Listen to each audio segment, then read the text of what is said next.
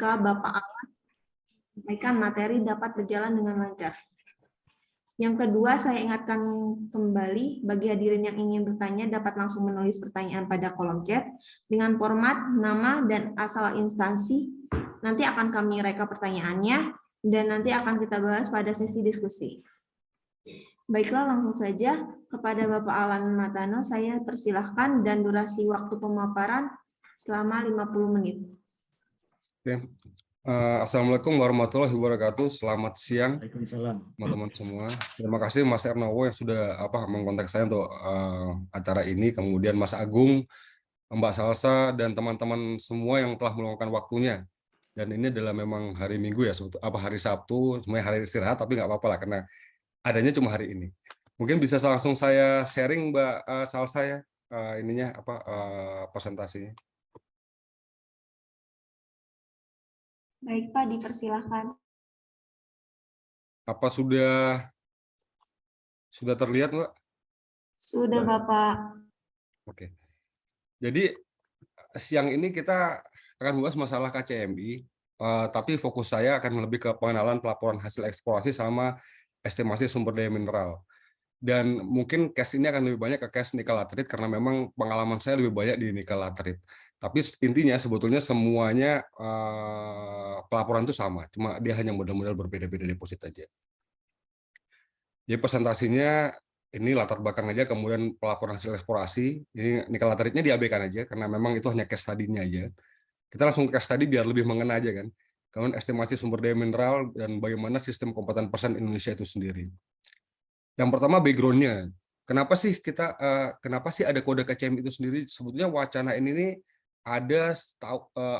wacana adanya suatu kode yang kredibel itu sudah ada dari sebelum tahun 98. Itu sebuah aspirasi dari para profesional untuk memiliki kode pelaporan yang kredibel dan untuk pelaporan hasil eksplorasi sumber daya dan cadangan mineral yang disusun oleh profesional Indonesia. Karena sebelum ini kan kode-kode pelaporan itu selalu memakai kode-kode dari luar seperti JORC dari Australia, kemudian ada NW4101 dari Kanada, dan ada juga yang ya kebanyakan dari itu ya di Indonesia.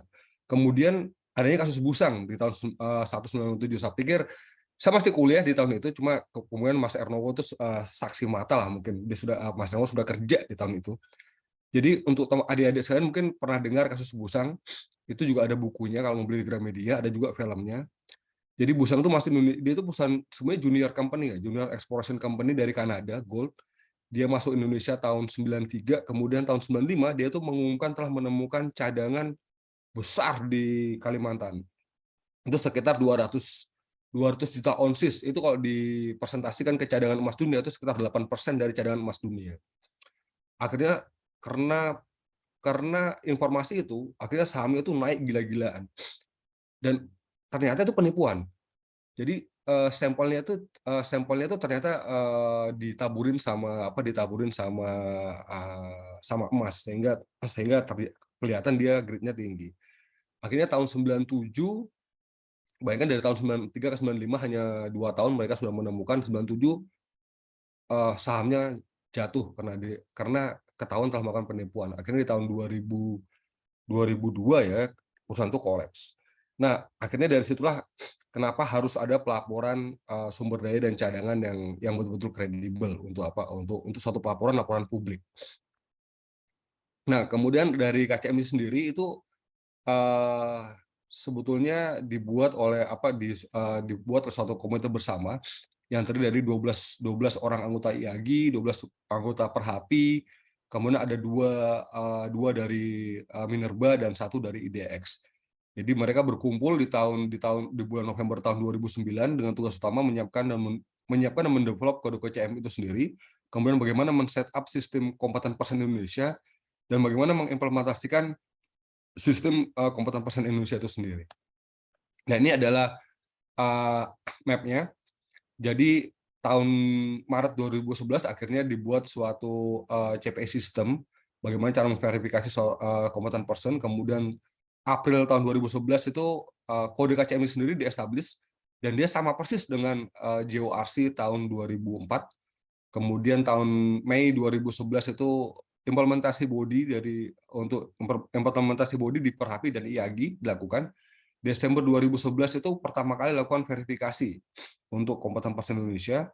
Kemudian April tahun 2015 kode KCMI sendiri itu diterima sebagai basis untuk pelaporan eksplorasi sumber daya dan cadangan melalui Permen Minerba nomor 169/K30D DJB 2005. Dan di Oktober 2017 KCMI diterima menjadi sebagai anggota ke-11 dari KRISCO. Jadi KRISCO ini adalah suatu organisasi yang menaungi pelaporan sumber eksplorasi sumber daya dan cadangan di dunia. Dan karena tahun 2017 itu juga kita sudah terima menjadi anggota KRISCO, akhirnya ada revisi di KCMI dari KCMI 2011 menjadi KCMI 2017 yang menyamakan dengan template dari KRISCO template. Nah, apa sih prinsip dari pelaporan itu sendiri? Jadi prinsip pelaporan itu ada 3. Yang pertama transparansi, artinya pelaporan itu harus jelas, clear, tidak ambigu. Jadi contoh kayak gini, pada waktu kita melaporkan suatu cadangan kan kita bilang, oh tonasenya 5 juta.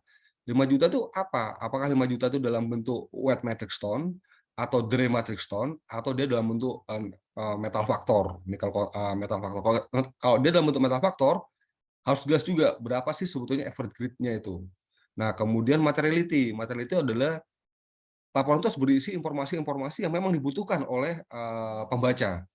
Contoh, pada waktu kita bilang dia tadi tonase, apakah kemudian kita bilang dalam bentuk wet metric stone, berapa sih moisturnya itu juga harus disertakan karena itu dibutuhkan oleh pembaca-pembaca untuk ada banyak lah hal nanti kita akan bahas apa-apa saja sebenarnya data-data yang memenuhi syarat materiality sehingga si pembaca itu dapat menilai seberapa kredibel sih, seberapa bagus sih deposit kita gitu. Dan kemudian adalah kompetensi. Kompetensi ini berarti laporan tersebut dibuat oleh orang yang kompeten. Apa itu kompeten? Nanti kita akan bahas juga di slide berikut. Nah, kita mulai dengan pelaporan hasil eksplorasi. Case study-nya adalah nikel laterite. Yang pertama, eksplorasi itu kita pada waktu kita melakukan eksplorasi challenge-nya kita harus melakukan eksplorasi dengan benar dari hari pertama. Kenapa?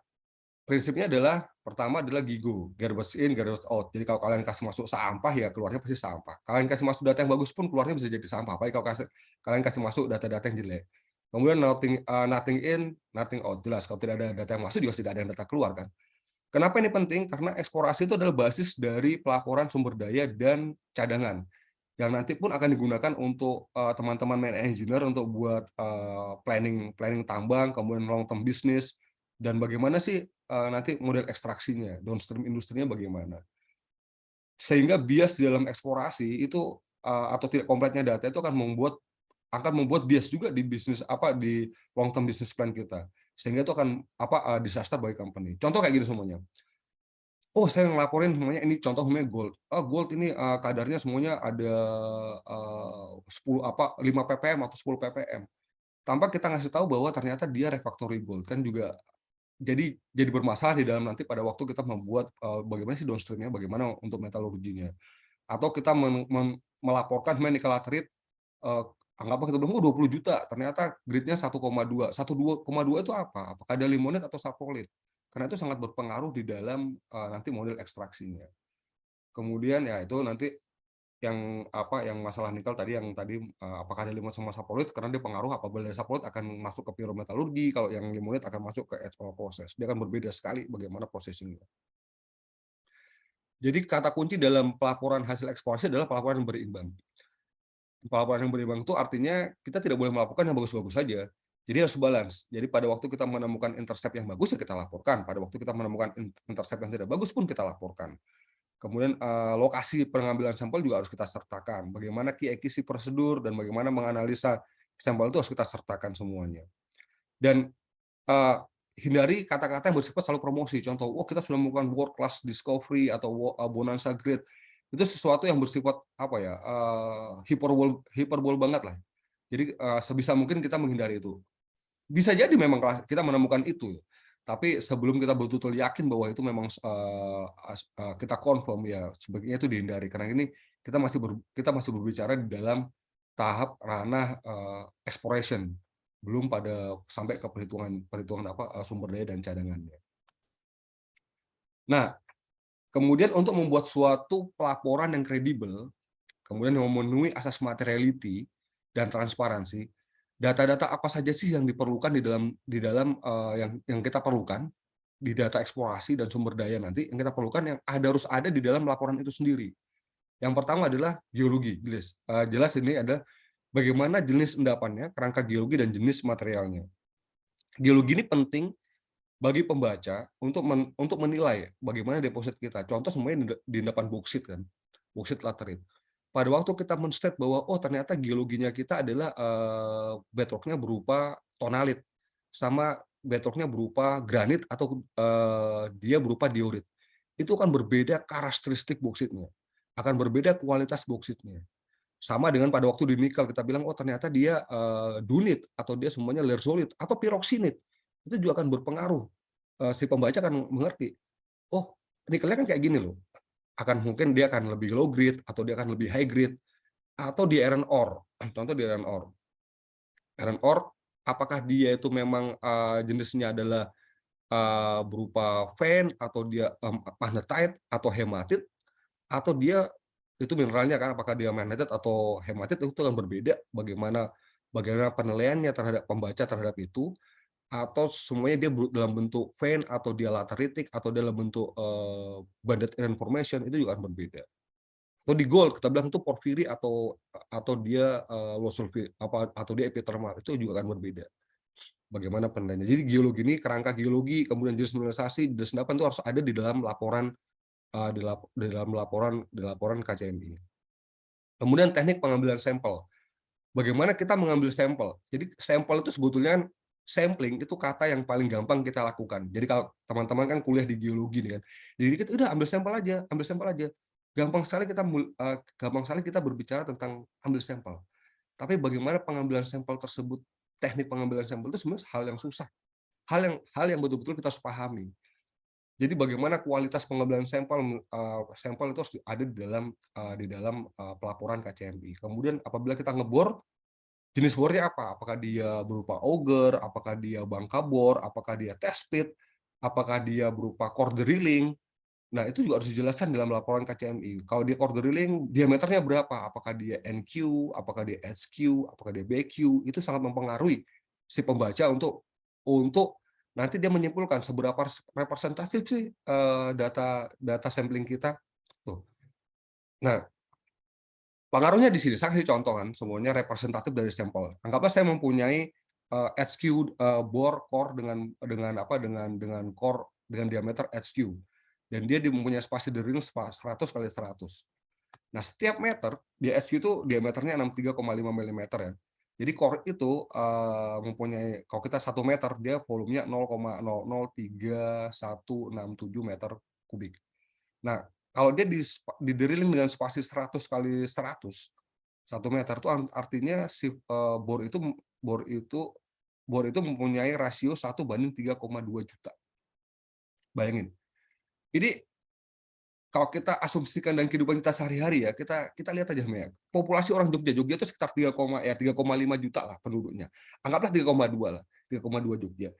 Jadi 3,2 orang Jogja itu akan diwakilkan oleh satu orang Jogja. Jadi kalau saya mengambil sampel satu orang di Yogyakarta, kemudian saya bilang, ini orang Jogja baik hati. Jadi saya akan berkesimpulan semua orang Jogja baik hati. Hanya karena satu sampel saya akhirnya menyimpulkan semua orang Jogja itu baik hati. Kayak gitu. Jadi segitulah representatif. Dan bagaimana caranya menaikkan rasio ini? Ya ada dua caranya kan. Dengan cara menaikkan pembilangnya, artinya kita naikkan volume sampling kita mungkin dari HQ ke PQ atau ke test pit sekalian yang punya support sampel paling besar, atau kita kecilkan penyebutnya. Jadi yang tadinya kita itu 100 kali 100 kita infill ke 50 kali 50 atau kita infill lagi ke 25 kali 25 sehingga rasionya jadi lebih kecil. Semakin kecil rasionya berarti kan dia akan lebih semakin representatif kan. Jadi itu.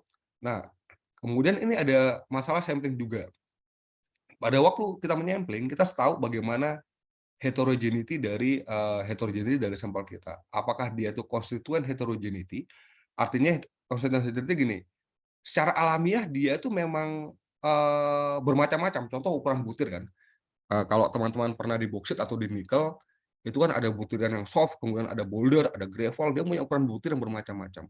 Bagaimana kita deal dengan sampling dengan ukuran butir yang bermacam-macam tadi ya? Ya artinya kita support sampel kita harus besar untuk mengcapture ukuran butir terbesar yang ada di sampel kita. Atau ternyata dia heterogeneity-nya berupa distribusi. Jadi ada segregasi. Contoh semuanya kalau di belt conveyor atau di belt conveyor kita kita apa atau di belt conveyor atau semuanya di emas kalau grade control pakai RC drilling. Jadi dia tuh naik, materialnya naik, kemudian akhirnya dia terkumpul di bagian samping. Karena dia terkumpul di bagian samping, akhirnya terjadi pemisahan. Jadi ukuran yang besar itu akan berada di bawah dan ukuran yang harus berada di bagian atasnya, atas dari konnya tadi kan. Nah, bagaimana kita deal bagaimana kita deal melakukan sampling dengan lot yang seperti itu, yang dia mengalami distribusi. Jadi ada area ada bagian yang dia halus-halus saja, ada bagian area yang besar-besar aja. Ya di sini berarti kita harus samplingnya nggak boleh satu titik. Kita samplingnya harus banyak titik di tempat-tempat untuk mengcapture tadi heterogeneity, distribusi dari heterogeneity itu sendiri.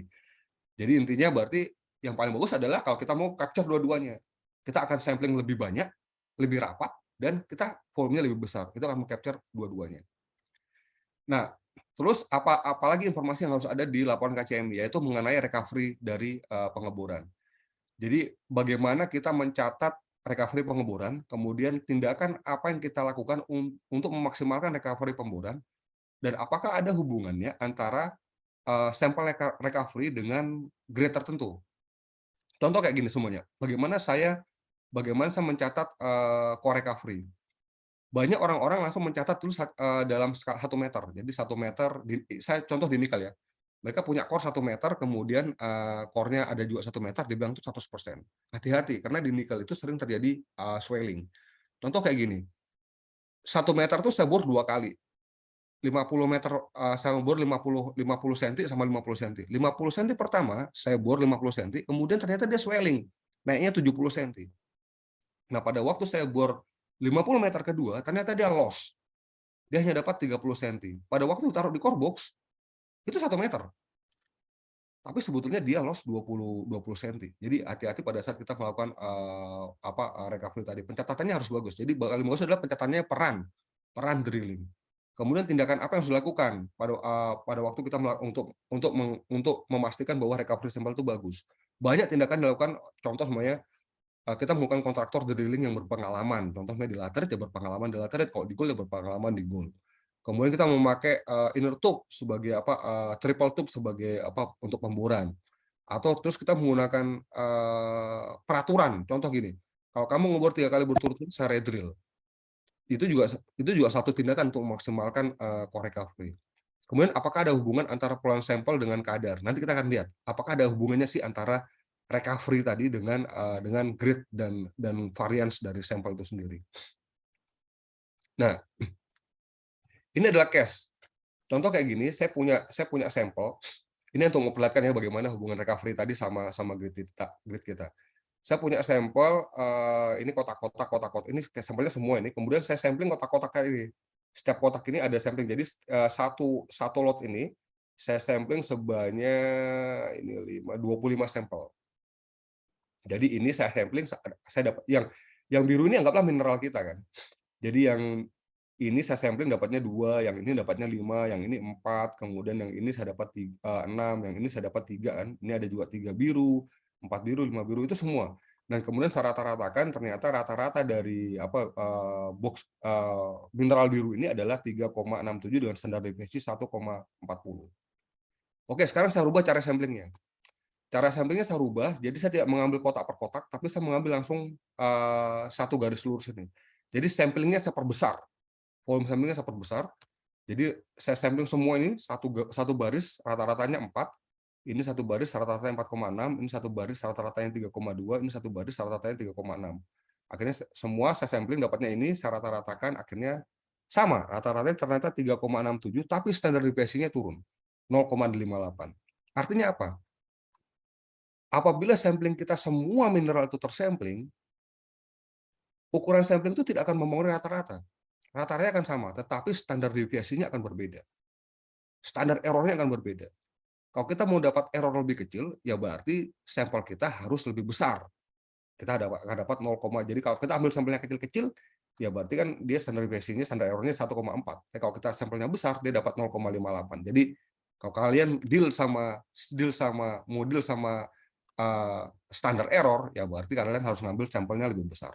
Tapi di case lain, oke, ini saya ngambil sampelnya sama persis dengan sampel pertama, cuma ada yang loss. Jadi setiap saya mengambil satu sampel selalu loss satu. Jadi ini dua, harusnya ada 2 mineral, tapi saya sampling akan ada yang loss satu, akhirnya dapatnya satu. Yang ini harusnya 5 dapat 4. Yang ini harusnya 4 dapat 3, yang ini harusnya 6 dapatnya 5, yang ini harusnya 3 dapatnya 2. Begitu semuanya. Yang terjadi adalah rata-ratanya jadi berubah. Jadi 2,67. Tapi standar deviasinya sama. Kenapa? Ukuran sampelnya sama. Tapi karena ukuran sampelnya karena ukuran sampelnya sama, jadi standar deviasinya sama. Tapi karena ada yang loss material, akhirnya min-nya berbeda. Jadi itulah, kalian bisa bayangin impact dari loss material pada waktu kita sampling. Jadi kalau ada loss material, jadi core loss, ada pada waktu kita drilling ada ore yang loss, itu akan mempengaruhi rata-rata dari sampling sampling kita. Terus apalagi yang harus ada di laporan KCMI adalah logging. Logging itu yang harus ada di laporan itu adalah apa-apa saja yang kalian logging. Informasi apa saja yang kalian logging. Kemudian apakah logging itu dilakukan secara kualitatif atau kuantitatif, atau semuanya, oh ini kan kita kadang-kadang gini, sortasi membundar atau dia menyudut, warna kemudian mineral secara kasat mata itu bagaimana, atau semuanya kita memakai RQD kita hitung, atau kita hitung boulder length-nya juga kita hitung, atau kita magnetic susceptibility-nya kita hitung. Itu semua punya apa aja informasi yang ada di situ yang kita lakukan di logging, kita laporkan juga, kita tuangkan di dalam laporan KCMI. Karena itu penting. Contoh main di nikel akrit. Ternyata warna itu sangat mempengaruhi nickel grade. Contoh di limonit, yang limonit warna merah, karena warna merah itu karena didominasi oleh hematit, ternyata mempunyai grade lebih rendah daripada limonit yang berwarna kuning. Yang warna kuning itu karena dia lebih banyak gutretnya. Jadi kalau kita ternyata concern dengan limonit, kemudian kita akan mengembangkan kita akan menambang limonit dengan grade anggaplah di atas 1%, warna itu ternyata penting, dan pada waktu kita punya data logging yang ada warnanya, itu bisa dipakai acuan dalam penambangan nanti. Jadi informasi logging itu harus ada, seberapa detail kita melakukan logging. Kemudian tadi bagaimana kita mempreparasi sampel, itu juga harus dituangkan di laporan KCMI. Contoh, apakah sampel itu di half core, dibelah 2, atau dibelah 3, atau dibelah 4.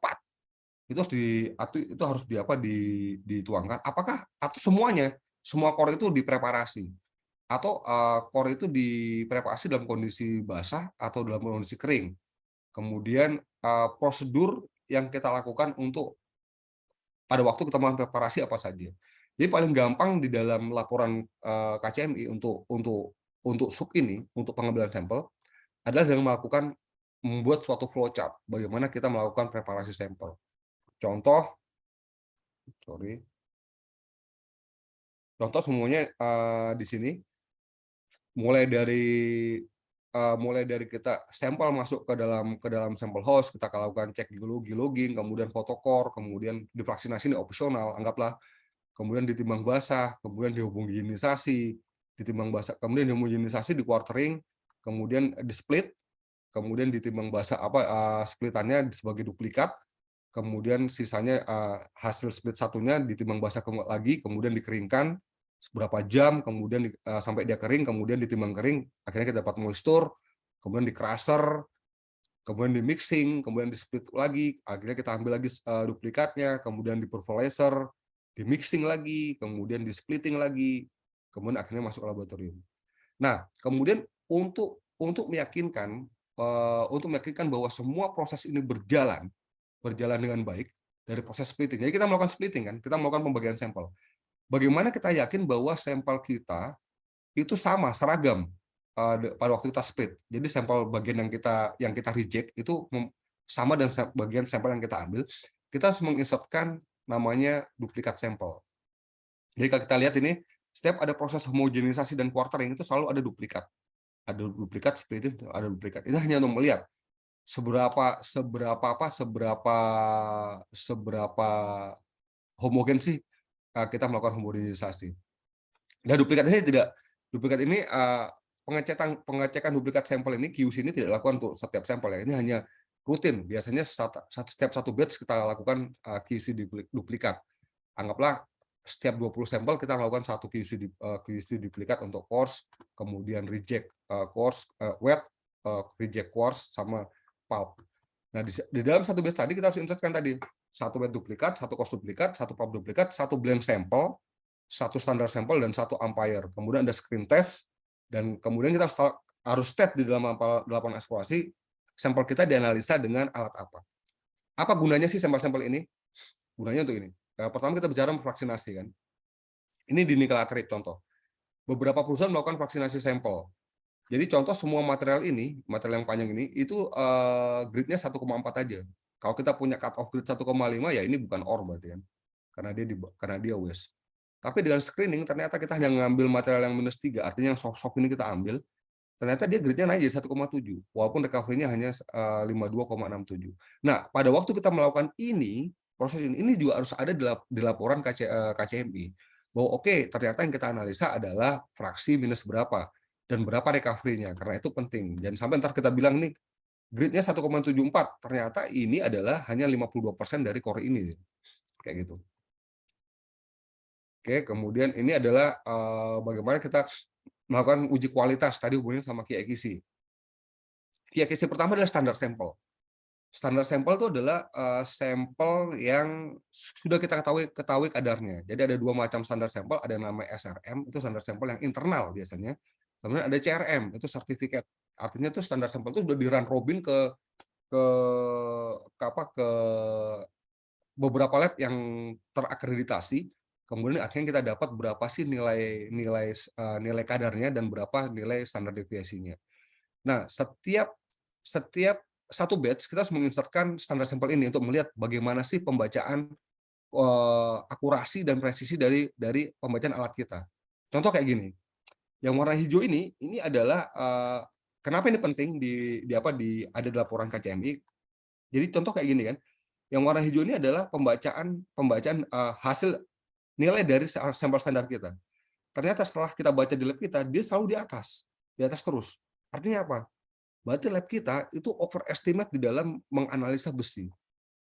Jadi pada waktu nanti hasil lab kita menyatakan, oh ternyata grade-nya besi kita 13, hati-hati. 14, hati-hati. Karena kita selalu overestimate. Aktualnya dia nggak 14, pasti di bawah 14. Nah itu penting. Ini besi. Gimana kalau dia ternyata Ni kan? Kalau dia kayak gini dia underestimate ini kan. Sorry, underestimate. Jadi pembacaannya lab itu lebih rendah daripada standar sampel itu sendiri. Kemudian duplikat sampel. Jadi duplikat sampel itu gunanya tadi untuk melihat seberapa homogen sih kita melakukan proses preparasi.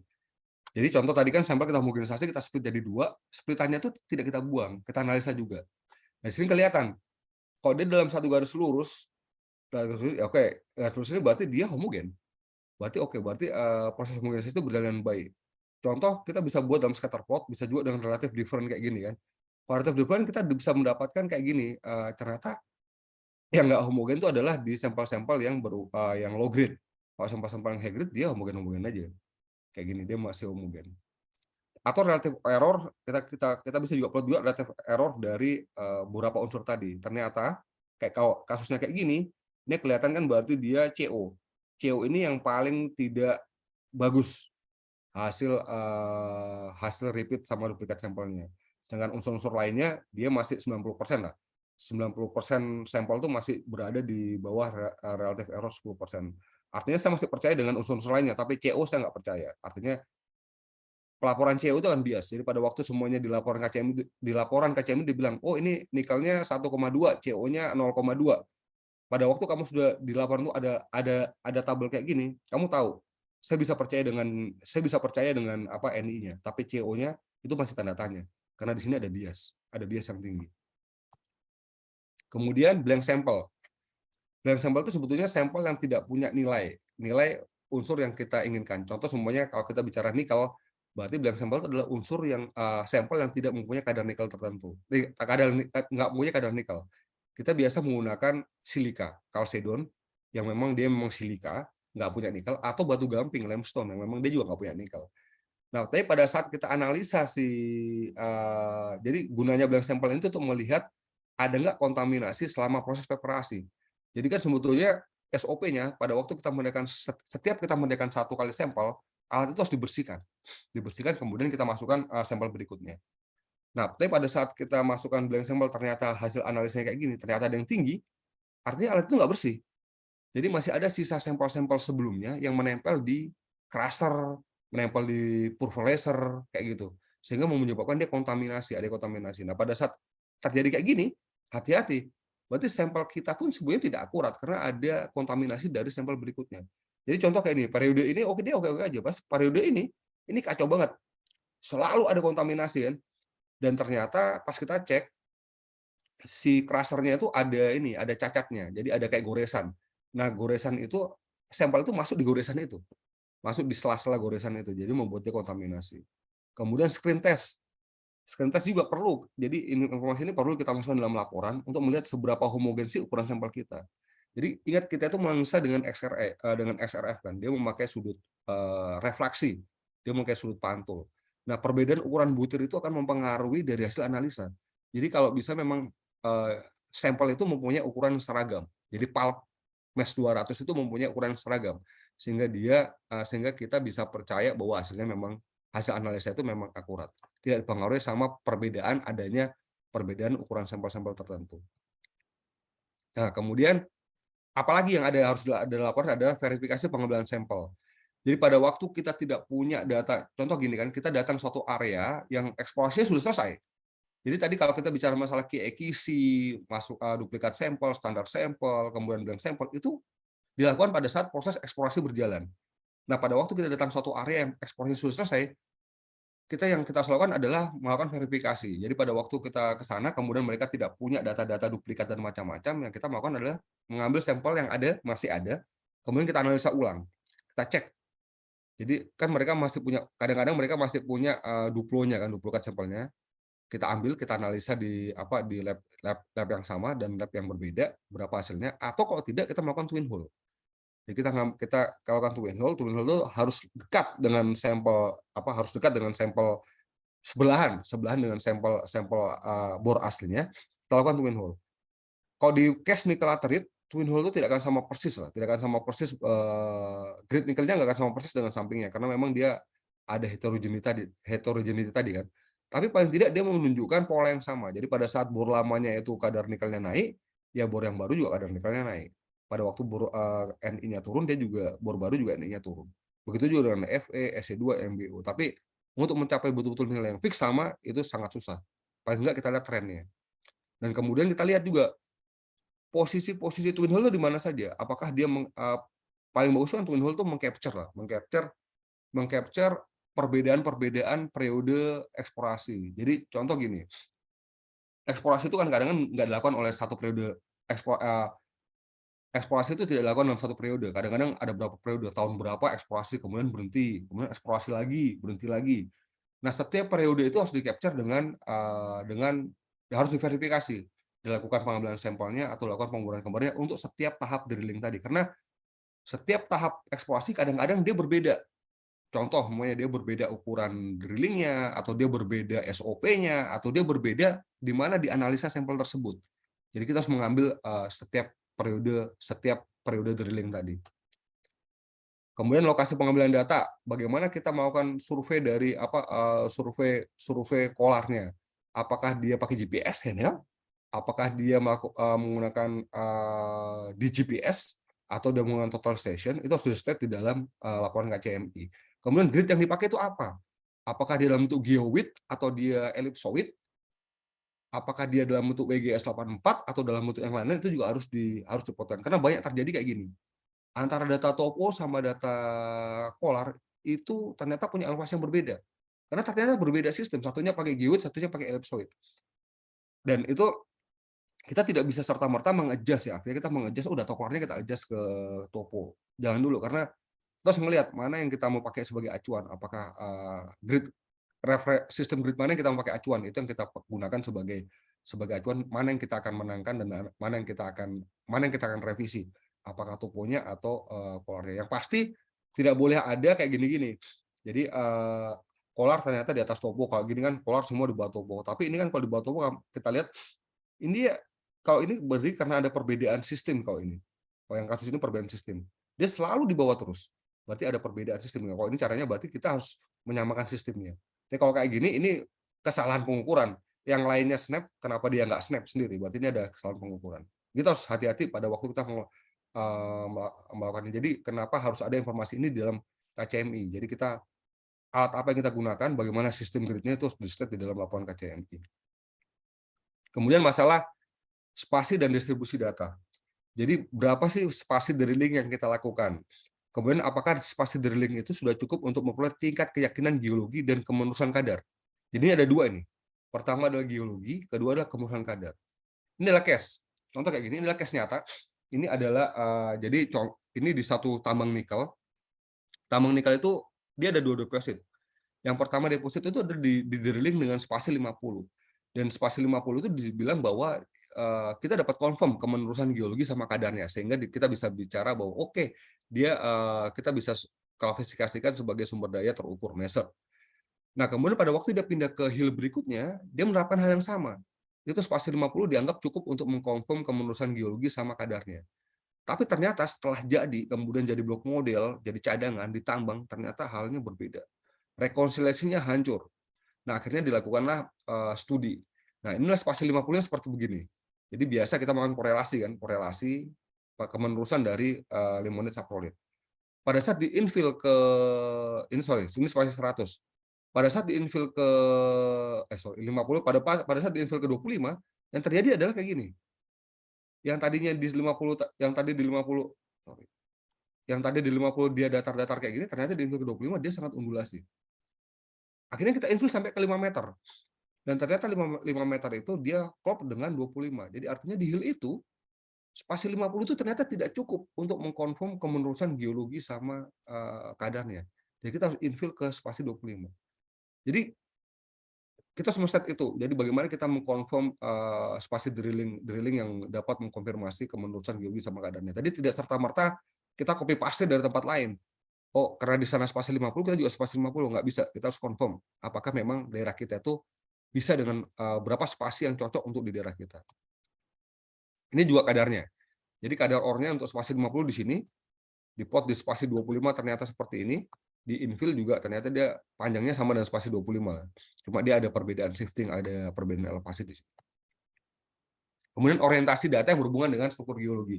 Ini contoh kalau kita bekerja di tipe-tipe fan system. Fan system itu kan dia mempunyai orientasi kan. Strike-nya bagaimana, kemudian dip-nya bagaimana, dan bagaimana orientasi drilling kita. Harusnya tegak lurus. Kita mengebornya tegak lurus terhadap kemiringan dari deposit kita. Karena pada waktu kita ngebornya 90 derajat, yang kita dapat adalah thickness-nya adalah apparent, bukan true. Karena yang harus kita laporkan adalah true thickness-nya, bukan apparent dari thickness-nya. Kemudian yang penting lagi yang ada di laporan adalah audit dan tinjauan. Gunanya untuk apa? Gunanya untuk melakukan verifikasi. Ingat, verifikasi dan validasi itu hal yang berbeda. Verifikasi itu kita harus di dalam laporan kita harus tahu, kita harus yakin, si kompeten person itu harus yakin bahwa data itu ada. Contoh pada waktu saya melihat, oh, saya dikasih data nih, kita dikasih data semuanya data lubang bor. Kita harus yakin lubang bor itu ada di lapangan. Ini bukan data fiktif. Jadi kita ke lapangan, kita plot beberapa titik bor, biasanya hanya 2 atau 5% titik bor, kita datangin, kita lihat di koordinat itu ada nggak titik bornya. Kalau ada berarti memang dia ada. Kemudian sampel. Kemudian kita ambil sampelnya, beberapa sampel yang masih ada sisa half core-nya kita ambil, kalau ada half core-nya, kalau nggak ada half core-nya kita ambil duplikatnya, kita ambil, kita analisa. Kita lihat bagaimana sih hasil analisa sampel original sama hasil verifikasi kita. Dan yang Kemudian masalah konsesi mineral ini juga harus ada jelas sendiri. Di semua laporan harus ada di laporan KCMI bagaimana sih status dari kepemilikan lahan kita. Contoh semuanya IUP-nya apakah dia tuh IUP-nya OP atau IUP-nya dia masih IUP eksplorasi, kemudian berapa luasnya, kemudian izinnya itu berlaku sampai kapan, kemudian bagaimana kawasan hutannya, apakah dia berada di APL atau dia di hutan produksi, kemudian apabila dia di kawasan hutan ada tidak izin IPPKH-nya, itu harus ada di dalam laporan KCMI. Kemudian apabila dia juga berada di tanah ulayat itu juga tuh harus ada. Jadi apakah dia berada di tanah adat itu juga berpengaruh bagi pembaca untuk menentukan apa sebetulnya daerah ini prospek apa tidak. Walaupun di daerahnya hybrid banget, tapi kalau ternyata di daerah adat atau lingkungan taman nasional, ya kita juga nggak bisa nambang juga kan. Jadi itu akan mempengaruhi dari penilaian dari seorang pembaca laporan publik. Kemudian apabila ada eksplorasi yang dilakukan oleh pihak lain, contoh kayak gini, kan ini ada banyak eksplorasi itu tadi kan bukan satu periode. Kadang-kadang dia dilakukan oleh perusahaan A, kemudian perusahaan A menjual ke perusahaan B menjual ke perusahaan C. Nah, itu bagaimana hasil eksplorasi yang dilakukan oleh perusahaan-perusahaan sebelumnya dan bagaimana penilaiannya dia, apakah dia berapa tonasenya, kemudian apakah dia prospek. Nah, bagaimana target eksplorasinya itu harus juga di-state di dalam laporan KCMI untuk meyakinkan juga pembacanya bahwa oke ini ternyata kualitasnya seperti ini. Kemudian metode agregasi data. Ini kita langsung ke contoh-contoh kayak gini kan. Kadang-kadang kita geologis itu selalu gini, oh di sana depositnya bagus, kadarnya 1,6 kayak gitu kan. Nah, 1,6 itu bagaimana kita menghitungnya? Menghitung 1,6 itu harus dijelaskan di dalam laporan. Contoh semuanya kasusnya kayak gini kan. Di clustering data, kasusnya kayak gini. Saya punya area-area yang sudah dibor di spasi 50, kemudian saya infill yang high grade-nya saja. Akhirnya akan muncul daerah high grade di sini. Mungkin akan lebih susah dimengerti. Kita ambil langsung contoh aja lah. Contohnya kayak gini. Saya punya 16 sampel. Data drilling lah, anggapnya data drilling. Ini grade-nya 1,3, nikelnya ini 1,7, 1,3, 1,7, kemudian ini ada high grade di tengah. 2,19, 1,91, dan 1,97. Dan suatu hal yang wajar pada waktu kita melakukan eksplorasi lanjutan, kita melakukan infill di daerah yang high grade kan. Jadi pada waktu ini kita rata-ratakan, anggapannya regular grade lah, regular grade, kemudian kita rata-ratakan, ternyata gampang aja kita rata-ratakan karena dia punya pengaruh yang sama kan. Jadi sum NI-nya kita bagi jumlah data, dapatnya adalah 1,58. Setelah itu kita infill. Daerah yang high grade ini kita infill, dapatnya memang high grade lagi karena memang ini daerah yang high grade kan. Akhirnya kita juga rata-ratakan. Kita rata-ratakan seperti ini dan jumlah sum dari NI-nya kita bagi jumlah data dapatnya 1,69. Pertanyaannya, apakah 1,69 ini benar? Karena kalau kita lihat ini luas area sudah berbeda-beda. Jadi bagaimana kita menghitung rata-rata ini itu harus ada di laporan KCMI. Jadi paling tidaklah kita bisa menggunakan luas pengaruh dari masing-masing sampel. Nah, apabila kita menggunakan luas pengaruh masing-masing sampel, ya ini berarti 1,37 kita kalikan luas pengaruhnya, 173 kita kalikan luas pengaruhnya, yang 2,19 kita kalikan luas pengaruhnya. Dapatnya adalah 1,59 juga. Jadi hampir sama seperti yang sebelumnya. Jadi ini jelas-jelas berarti dia salah. Hati-hati jadi pada saat kita melakukan pelaporan kita harus menjelaskan bagaimana kita menghitung suatu rata-rata, apalagi itu masih berada pada laporan eksplorasi. Jadi jangan sampai kita terlalu overestimate atau underestimate. Kemudian bagaimana hubungan antara tebal mineralisasi dan panjang penembusan lubang, itu juga harus ada di laporan KCMI. Contoh semuanya di laterit. Berapa lubang data bor, kemudian berapa bor yang menembus saprolit, kemudian berapa rata-rata ketebalan saprolitnya, berapa bor yang menembus sampai ke bedrock, dan berapa rata-ratanya. Toh sama juga kalau kita sebenarnya melaporkan contoh di gold, kita ngebor, kemudian kita mendapatkan vein yang dengan grade tertentu. Kita harus melaporkan juga. Kita tidak boleh hanya melaporkan kita dapat semuanya gold berapa dengan berapa, anggaplah dengan 10 ppm kayak itu nggak boleh juga.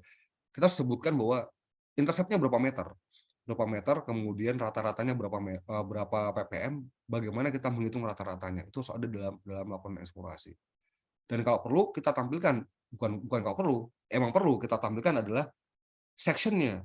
Section dari penembusan lubang bor tersebut dan distribusi lokasi di mana kita melakukan pengambilan sampel tersebut. Kemudian pelaporan berimbang tadi, kita tidak boleh melaporkan yang bagus-bagus saja. Jadi kita harus melaporkan semua. Yang bagus kita laporkan, yang jelek kita laporkan. Bagaimana kita melaporkannya? Ada banyak caranya. Yang pertama dalam bentuk map. Kita tampilkan dalam bentuk peta bagaimana di mana lokasi-lokasi pengambilan sampel yang bagus dan di mana lokasi pengambilan sampel yang jelek. Yang tidak bagus lah, bukan jelek ya, tidak bagus untuk saat ini. Section, bagaimana intercept yang bagus, jangan sampai dia selang-seling gitu kan. Bagus tidak.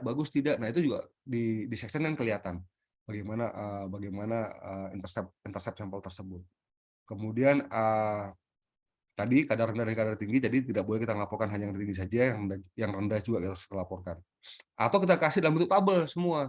Jadi semua tabel kita samarikan, kemudian kita tampilkan di dalam laporan KCMI. Kayak gini loh, ini adalah pengambilan sampel kita kayak gitu.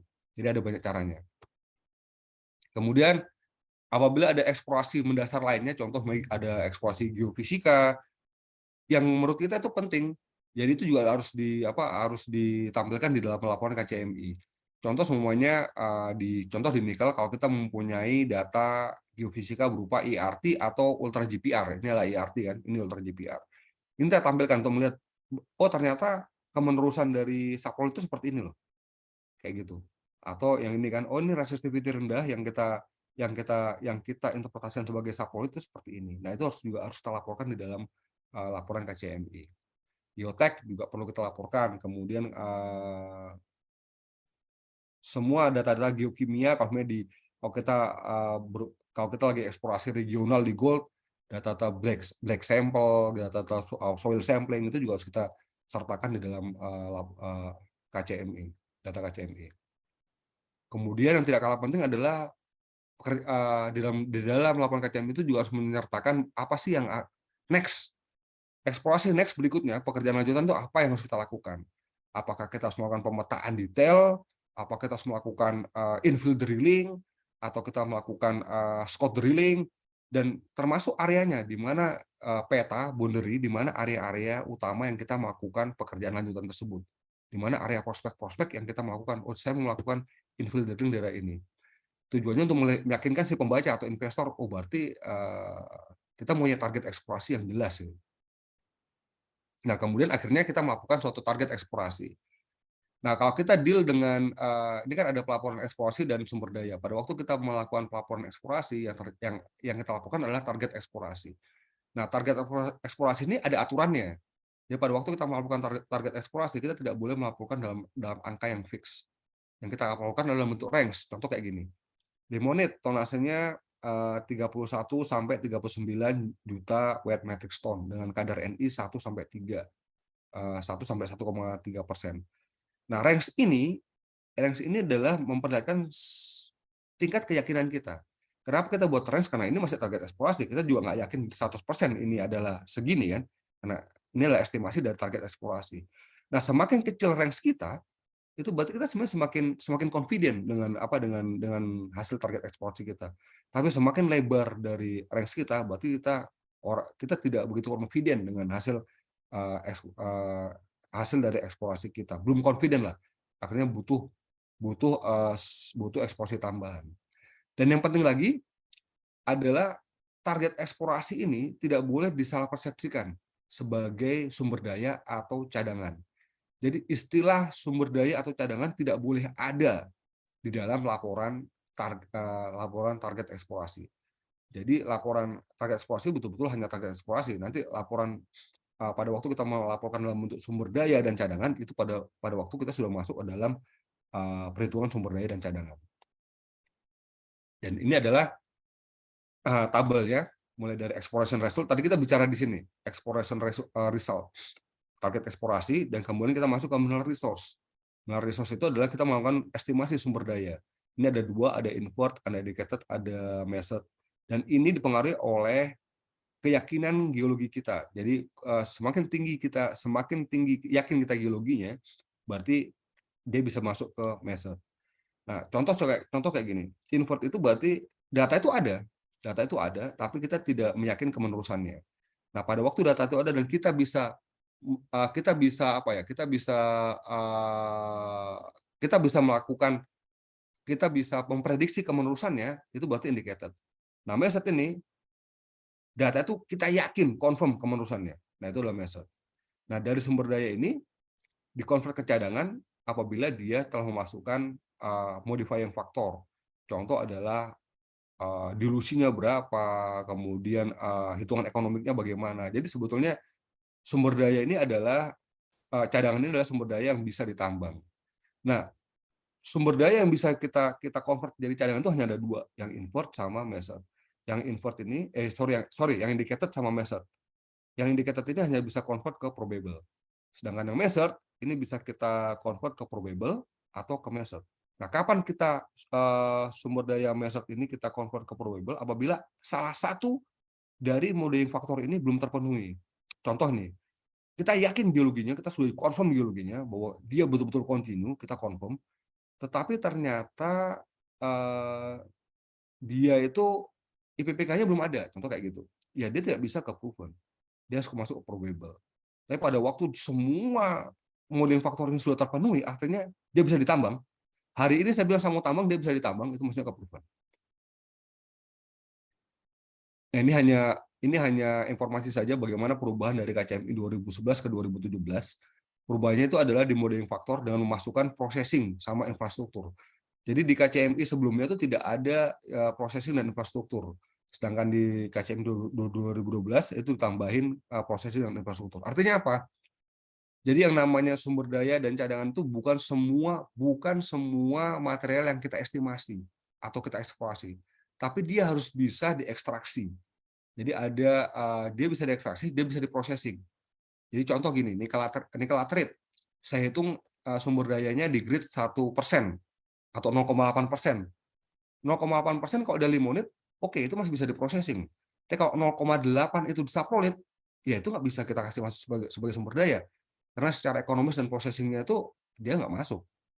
Karena smelter-smelter yang ada di Indonesia sekarang banyaknya adalah makan di grade 1,7. Ya, 1,6 itu ada beberapa. Artinya bisa. Tapi untuk saprolit 0,8 itu belum ada. Tapi kalau limonit 0,9, limonit 1% itu memang ada. Kita bisa pakai HPAL. Jadi catatan penting adalah sumber daya dan cadangan itu bukan total material yang kita estimasi, tapi dia harus memenuhi uh, proses RPEE. Jadi dia harus bisa diekstrak, processable. Kemudian database. Nah, database ini apa-apa saja sih sebetulnya yang harus. Jadi kita dalam melakukan KCMI, kita harus men-state bagaimana integritas dari database kita. Database kita dalam bentuk apa? Apakah dalam bentuk akses database, apakah sudah dalam bentuk satu database tertentu, atau mungkin masih dalam bentuk Excel spreadsheet. Nah, itu harus di-state. Kemudian bagaimana kita melakukan validasi, apa-apa yang sudah kita validasi di dalam database tersebut. Contoh bagaimana tabel relationship itu contoh kayak gini. BHID di Kolar, whole ID di Kolar beda sama whole ID di data essay, itu kan enggak. Whole ID di Kolar beda sama whole ID di logging data essay atau data geologi, itu kan nggak bisa di lookup.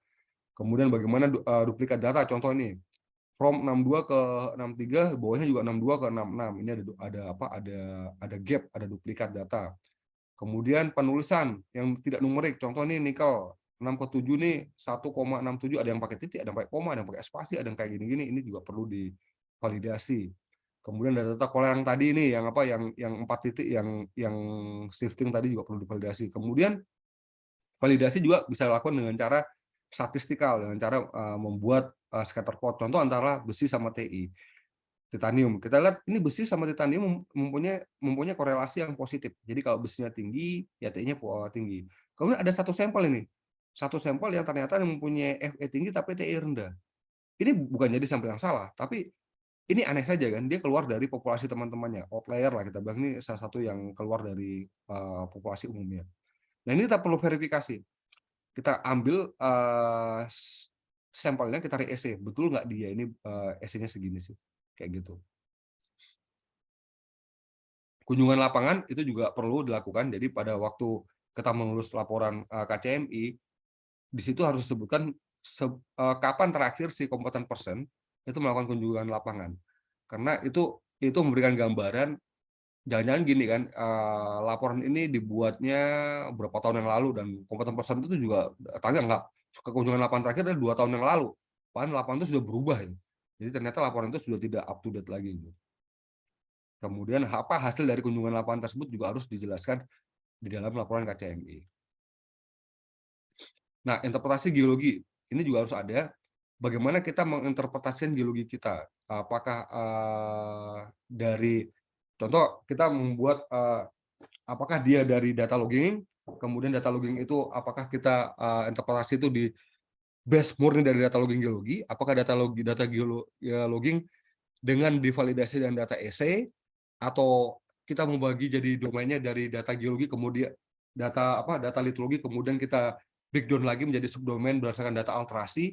Itu semua harus dijelaskan di dalam laporan geologi, bagaimana kita melakukan interpretasi geologi, konsep dari interpretasi geologi. Jadi kalau kita bilang domain geologi itu berarti harus ada 3 syarat yang terpenuhi. Yang pertama adalah dia mempunyai geologi yang homogen. Contoh kalau di laterit, kalau limonit ya limonit semua, saprolit ya saprolit semua. Kemudian dia harus punya satu single populasi.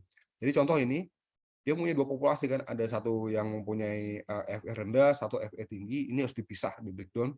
Jadi contoh semuanya kita sama-sama punya limonit ini. Ternyata limonitnya dia berbeda NI, contoh kayak gini kan. Ini NI-nya rendah, NI-nya tinggi.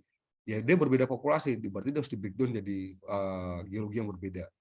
Kemudian satunya lagi adalah satu orientasi searching. Jadi ada 3, pertama geologi homogen, satu single populasi, dan satu orientasi searching. Kemudian dimensi, itu juga harus ada di laporan KCMI, bagaimana dimensi dari deposit kita. Sini panjang, kemudian lebar, kemudian kedalaman, itu harus kita state di dalam laporan KCMI. Teknik pemodelan sama estimasi. Bagaimana kita melakukan pemodelan, apakah dengan ordinary kriging, dengan inverse distance, kemudian bagaimana kita deal dengan data-data yang ekstrim. Contoh kayak gini, data ekstrim, sorry. Kita lanjut ke parameter, kita lanjut bagaimana kita melakukan estimasi. Tadi kan teknik pemodelan kan. Estimasi, jadi yang perlu kita state di dalam laporan KCMI terkait dengan estimasi adalah domaining tadi, bagaimana kita melakukan domaining, kemudian block size yang kita pilih untuk melakukan block modeling, kenapa kita pilih bloknya 25 kali 1 atau 12,5 kali 1, itu bagaimana, kemudian decision point itu apa, nanti akan kita jelaskan, searchingnya bagaimana, minimum maksimum number sampel dan sampel per drill hole. Biar lebih jelas kita langsung kayak gini. Contoh ini block size. Jadi pada waktu kita melakukan di dalam KCM itu kan kita masuk ke dalam laporan estimasi sumber daya ya. Di situ estimasi sumber daya artinya dalam suatu geological domain itu harus kita representasikan dalam 3 dimensi blok yang mempunyai volume tertentu. Nah, kita kadang-kadang disuruh memilih ukuran blok. Nah, pada waktu kita memilih, contoh ini adalah deposit kita yang warna elips ini. Kemudian kita membuat blok ukurannya anggaplah 25 kali 25 ini. Kotak-kotak ini mewakili 25. Nah, yang perlu divalidasi adalah volume dari geologi kita, ini berarti ini luas ya kalau 2 dimensi. Luas dari elips ini tidak dan luas dari blok yang kita buat ini tidak boleh lebih dari 1%. Jadi apabila perbedaan volume antara blok yang kita buat untuk membuat dan model geologi tadi ini lebih dari 1%, berarti ada kesalahan. Kita harus melakukan revisi. Dengan caranya adalah kita melakukan subblocking. Jadi caranya, oke, kita buat 25 semua, kemudian yang untuk area-area yang pojok-pojokan ini kita bagi-bagi lagi jadi kecil-kecil. Artinya subblock. Bagaimana caranya? Artinya sehingga si volume dari blok kita itu mempunyai volume yang tidak lebih dari 1% terhadap volume dari geologinya kita sendiri. Nah, optimum dari aturan dari ukuran size ini adalah setengah dari spasi drilling. Jadi kalau spasi drillingnya 50, ya berarti sebetulnya block size-nya di 25. Kalau block size kalau spasi drillingnya 25 berarti block size-nya di 12,5. Tapi boleh saja kita buatnya lebih kecil, asal dia homogen. Homogen dengan apa? Dengan melihat dari variogramnya dia. Discussion point. Tadi kan kita bicara masalah diskretisasi poin. Mungkin teman-teman yang masih awam dengan istilah ini. Jadi contoh kayak gini. Tadi kan kita bicara masalah pembuatan blok 3 dimensi ya, atau kita bilang, atau lebih umumnya kita bilang blok model. Nah, blok model itu adalah representatif dari model geologi. Nah, pada waktu kita hanya mengestimasi jadi satu blok model itu akan diwakili sama satu sentroid di dalam blok ini. Setiap blok ini ada sentroidnya. Kalau kita mengestimasi hanya satu sentroid ini aja, itu berarti kita nggak melakukan estimasi blok model. Tapi yang kita lakukan adalah estimasi poin, bukan estimasi blok. Nah, jadi yang kita lakukan adalah bagaimana caranya kita melakukan estimasi blok bukan poin. Blok ini anggaplah tadi ukurannya 25 1 kita bagi-bagi lagi menjadi beberapa bagian. Bapak, mohon maaf. Yep. Waktu tersedia tinggal 5 menit lagi, Pak. Iya, nggak apa-apa, Mbak. Jadi kita bagi-bagi jadi beberapa bagian yang nanti setiap bagian ini akan diestimasi sehingga dirata-ratakan menjadi estimasi dari blok itu sendiri. Searching. Searching juga kayak gitu, bagaimana kita menentukan parameter searching radius searching harus ada di dalam laporan KCMI. Kemudian minimum sampel, berapa sampel yang kita gunakan untuk estimasi itu juga harus ada di laporan KCMI. Ini oke, kita lanjut aja. Yang terakhir adalah kita lanjut aja nih bagaimana kita memvalidasi dari blok model kita. Apakah dia sudah sesuai dengan bagaimana kesesuaian antara data drilling yang kita pakai untuk modeling dan data estimasi kita. Itu juga harus kita cek dan harus ada di laporan KCMI. Flowchart-nya. Kemudian yang penting adalah bagaimana kita menentukan resource klasifikasi. Kita langsung lanjut ke resource klasifikasi. Kemudian moisture juga harus ada di laporan harus ada di laporan estimasi. Moisture content karena ini pengaruh nanti dalam perhitungan.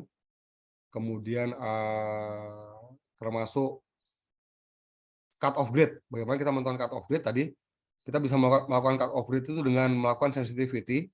Contoh gini, pabrik saya ngolah nikel grade 1,7 ini kan.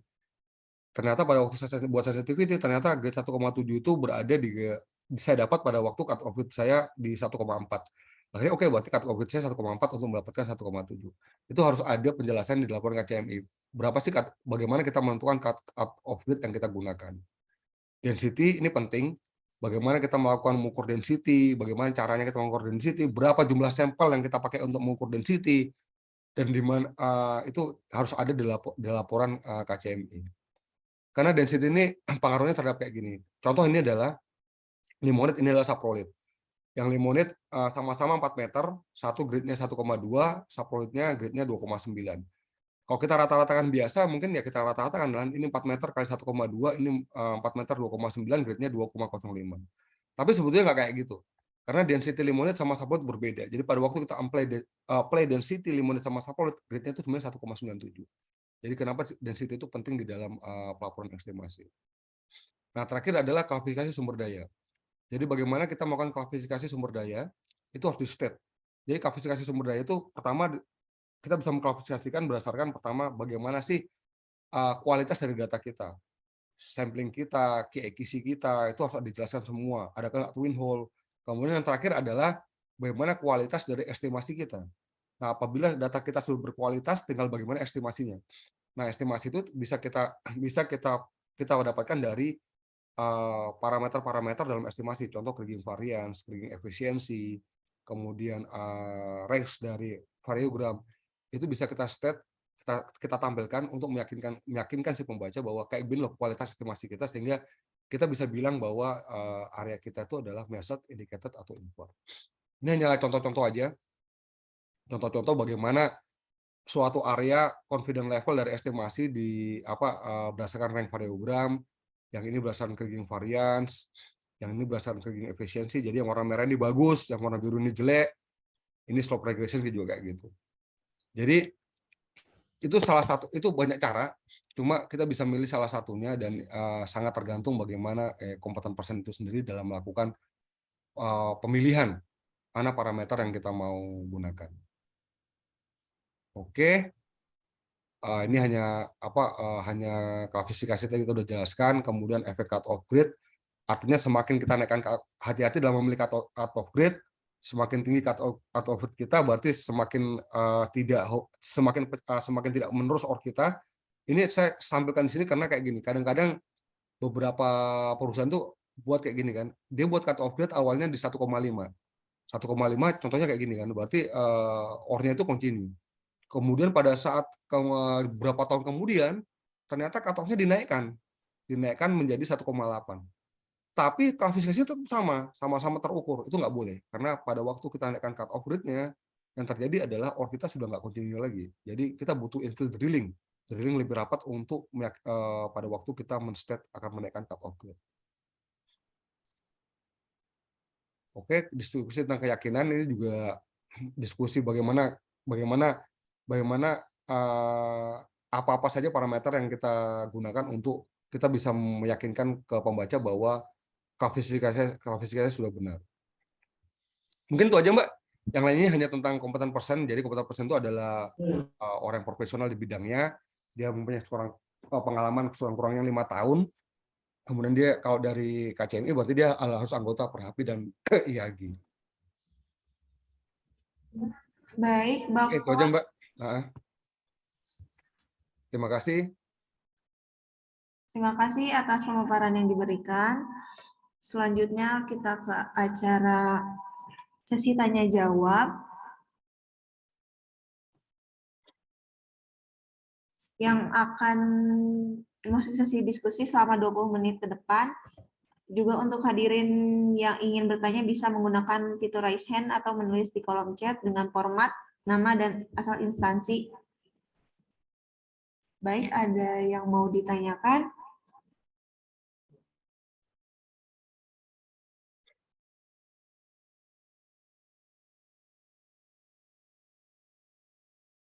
Silakan, Maftuha Alfiani.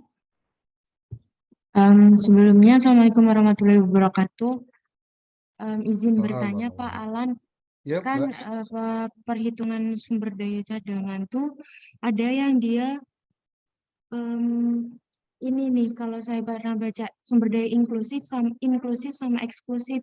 Nah, apakah pelaporan di setiap perusahaan, Pak, ada yang menggunakan seperti itu atau apa dipisah sumber dayanya berapa, cadangannya berapa? Dan untuk pelaporannya setiap perusahaan ini diwajibkan melaporkan ke KCM ini berapa jangkanya tuh berapa lama gitu? Maksudnya tuh kayak dia wajib melaporkan atau 1 bulan atau berapa tahun atau bagaimana, Pak? Nah, mungkin Terima kasih, Mbak. Jadi benar, di dalam pelaporan apabila pelaporan sumber daya dan cadangan itu dilakukan secara bersama-sama, itu harus disetetkan apakah dia inklusif atau eksklusif. Jadi maksudnya inklusif eksklusif kayak gini. Apakah cadangan cadangan itu bagian dari sumber daya atau dia berdiri sendiri. Jadi banyak perusahaan yang setiap perusahaan itu bebas untuk melaporkan. Contoh kayak gini kan. Saya punya sumber daya 10 juta. Kemudian cadangan 5 juta. Nah, apakah 5 juta cadangan itu include di 10 juta sumber daya atau dia terpisah? Artinya saya punya sumber daya 10 juta, cadangan 5 juta, jadi ada totalnya ada 15. Atau memang dia cuma 10, jadi 5 jutanya itu bagian dari sumber daya. Nah, itu maksudnya kalau inklusif artinya si cadangan itu adalah bagian dari sumber daya. Jadi totalnya tetap 10 juta. Cuma 5 jutanya cadangan, 5 jutanya sumber daya. Kalau eksklusif, itu terpisah. Jadi kalau saya bilang ini 10 juta sumber daya, 5 juta cadangan, itu terpisah. Si sumber daya, cadangan ini bukan bagian dari sumber daya. Nah, kita bebas memilih. Ada perusahaan yang melakukan secara eksklusif, ada perusahaan yang melakukan secara inklusif, bebas saja. Tapi harus di-state. Di situ memang harus di-state apakah cadangan nilai cadangan ini inklusif atau eksklusif. Itu yang penting di situ. Nah, kemudian seberapa lama kita melakukan perubahan KCMI itu apabila ada perubahan data. Jadi kita tidak setiap tahun juga melaporkan laporan KCM itu tidak juga, Mbak. Jadi setiap ada perubahan data signifikan, itu laporan itu kita rubah. Biasanya sih per 3 tahunan. Tapi kalau sekarang akhirnya karena apa ya? Karena ini kan kita balik ke pemerintah, dia membutuhkan data sumber daya cadangan juga, dan sumber daya cadangan itu dia based on SNI. Dan SNI itu tidak berbeda sama KCMI, sama aja.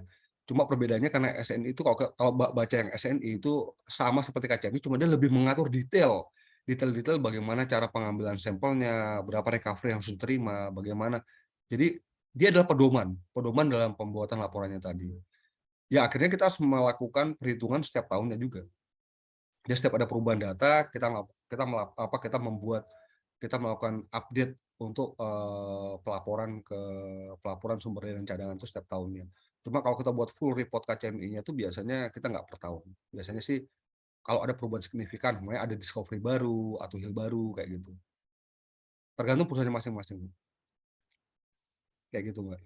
Terus Bapak misal nih, kan biasanya ada perusahaan nih, nah tiba-tiba dia sebenarnya di awal sudah melakukan pelaporan sumber daya dan cadangan. Nah tiba-tiba di awal itu IUP-nya dari perusahaan itu dicabut karena dia tidak memenuhi persyaratan buat ini nih, buat dijadikan IUP nih misal, atau dia Oh, nggak mau bayar atau gimana.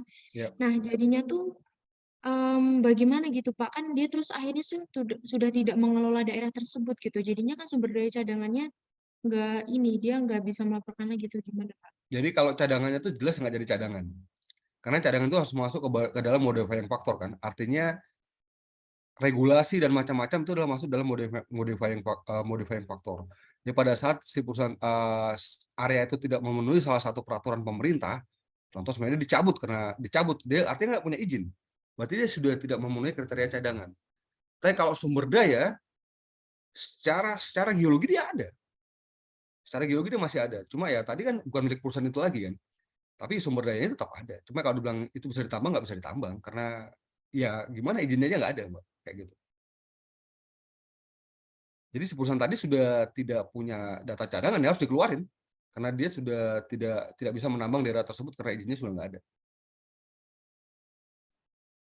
Baik Pak, terima kasih Pak. Ya. Baik, pertanyaan dari Padel Hapicur dan PP Bandung. Assalamualaikum, izin mengajukan pertanyaan Pak. Berapa jumlah tonase nikel laterit apabila dilakukan estimasi dengan metode ordinary coke rigging? Oke, kalau ditanya berapa tonase nikel laterit apabila dilakukan estimasi dengan ordinary kriging ya. Jadi sebenarnya tonase itu sangat tergantung luasan area yang kita. Jadi apapun estimasinya kita terserah mau pakai ordinary kriging, mau pakai inverse distance, kita mau pakai poligonal, itu semua tergantung seberapa besar area dan jumlah data yang area yang kita estimasi. Jadi tidak ada hubungannya antara si kerigging antara bagaimana kita mengestimasi dengan jumlahnya. Tapi jumlah itu sangat tergantung bagaimana covered area mineralisasi yang kita estimasi. Tapi kalau kalian tanya bagaimana, jadi tadi kan bagaimana volume apabila suatu nikel laterit diestimasi dengan cara kriging atau dengan cara nearest neighbor, perbandingan antara dua tipe itu, nah itu bisa jadi iya ada perbedaan. Tapi kalau tanya berapa tonasenya, kita juga nggak tahu. Itu sangat tergantung seberapa luas ya dia diestimasi. Kayak gitu. Apakah sudah terjawab, Jordan? Iya mungkin dari Mas Fadil ya. Kita perlu ini dulu, perlu brainstorming. Jadi gini, berbeda antara tonase, jadi tonase sama tonase. Jadi estimasi itu hanya melakukan estimasi tonase dan estimasi kadar kan. Dan berapa besar estimasi tonase dan estimasi kadar itu sangat tergantung berapa luas yang kita lakukan, area yang kita lakukan estimasi, dan berapa luas dan berapa banyak support data yang kita gunakan untuk estimasi. Nah, masalah bagaimana kita mengestimasi itu terserah dari kita. Kita mau pakai kriging, kita mau pakai nearest neighbor, kita mau pakai inverse distance, kita mau pakai poligonal, itu terserah. Tapi kalau ditanya berapa tonasenya, itu tergantung berapa banyak luasnya. Kayak gitu.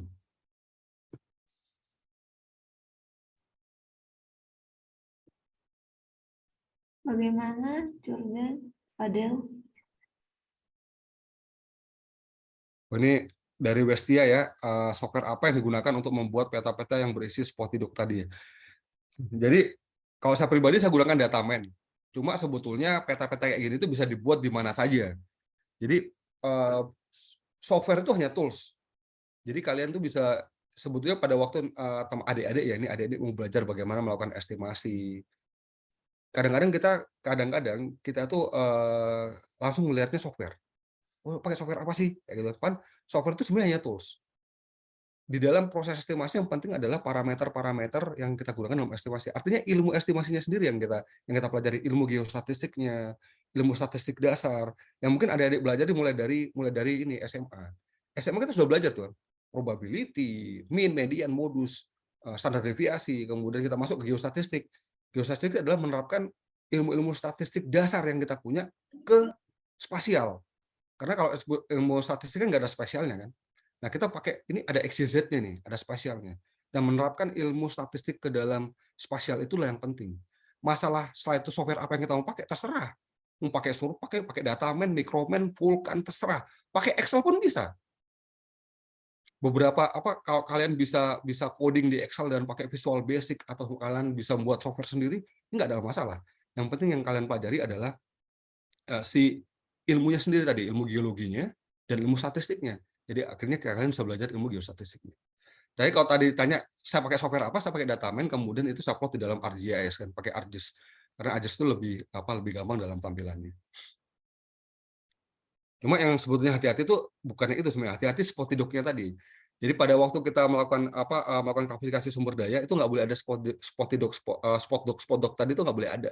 Jadi kita ya itulah hasil dari matematika kan. Matematika itu kan dia akhirnya apa adanya data, dia kan memunculkan spot dog kayak gitu. Pan di geologi itu nggak, pada waktu kita melakukan klasifikasi itu harus di generalisir. Jadi spot dog tadi kita masukkan dalam invert, walaupun secara spot dia kualitasnya bagus estimasinya, tapi karena dia hanya spot aja, kita harus generalisir menjadi invert. Kayak gitu, Mbak. Baik, ada pertanyaan lagi dari Westia PB Bandung. Apakah kita bisa langsung melakukan perhitungan sumber daya yang terukur dengan ahli daerahnya memiliki kondisi geologi yang serupa dengan cadangan yang sudah ditambang atau terbukti? Ya. Terima kasih. Ini tadi pertanyaan sebetulnya kita sudah bahas tadi kan. Jadi saya langsung kalau ingat tadi ada section yang spasi drilling tadi yang 50 kemudian diinfill jadi 25 itu sebetulnya daerahnya berdekatan. Ini kita sebut lokasi aja, itu sebenarnya daerahnya Sorwako sama PTA. Jadi geologinya memang berbeda sih. Geologinya itu berbeda. Satunya adalah batuan unserpentinous, batuannya serpentinous. Dianggap sama spasi 50, dianggap dia sudah masuk perhitungannya sumber daya terukur. Ternyata nggak seperti itu. Nah, kalau saya sarankan kayak gini.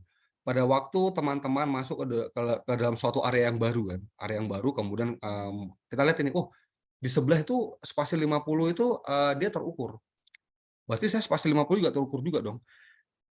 Kita paling bagus adalah melakukan studi geostatistik dan menggunakan variogram. Jadi ambil aja datanya ambil kemudian buat variogramnya. Nah, bagaimana variogram dari data kita? Nah, apabila ternyata 2/3 range variogram kita itu memang berada di bawah spasi, berada di jarak kurang dari 50, ya berarti kita sama. Jadi sebetulnya setiap area itu unik. Kalau menurut saya sih setiap area itu unik. Jadi kita tidak bisa serta-merta mengcopy paste area tersebut, area sebelah 50, kemudian area kita 50, kita sama-sama terukur, itu nggak bisa. Pertama juga unik, kedua datanya juga kualitasnya mungkin berbeda. Jadi ingat, pada waktu kita menentukan dia measured indicated invert itu bukan serta-merta hanya karena spasi drilling ya, tapi kualitas data juga harus diperhatikan. kualitas data itu bagaimana kita melakukan sampling. Contoh satunya pakai BQ, satunya pakai SQ, itu juga jelas kualitasnya berbeda. Kemudian bagaimana kita melakukan preparasi. Preparasi tadi homogenisasi kan dengan duplikat sampel kita bagaimana? Hasil analisa lab kita kayak gimana? Akurasi lab kita kayak gimana? Contoh semuanya dilihat tadi dari standar sampel. Itu mempengaruhi dari kualitas dari penentuan sumber daya tadi. Boleh dipakai referensi, boleh. Jadi pada waktu teman-teman lihat, oh di sana pas 25 referensi, saya harus ngubur 25 juga, boleh. Tapi hanya referensi ya. Tapi kalau kita mau pakai patuan persis, paling bagus kita melakukan analisis geostatistik berupa variografi paling gampang untuk area itu tersebut. Mungkin bisa itu udah menjawab.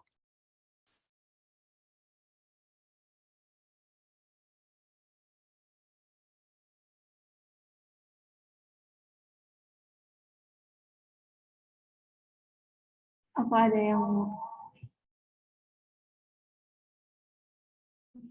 yang mau bertanya lagi?